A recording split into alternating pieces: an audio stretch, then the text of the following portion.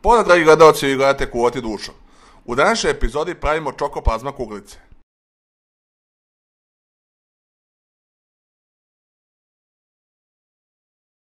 Pomešati suve sastojke, plazmu, šećer u prahu, vanilin šećer, pa dodati otopljenu čokoladu. Zamesiti i od dobijene smese praviti kuglice.